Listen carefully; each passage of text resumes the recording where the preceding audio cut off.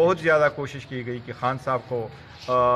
किसी डील पे मजबूर करे, पर अल्हम्दुलिल्लाह के रहम करम से खान साहब कोई डील नहीं करते और खान साहब डटे हुए हैं। खान साहब का सिर्फ कहना यही है कि मैंने मरना भी इस मुल्क में, मैंने जीना भी इस मुल्क में, लेकिन मैंने जीना है तो कड़े होकर जीना है और आखिरी बाल तक खेलना है और अपने अवाम के लिए लड़ना है।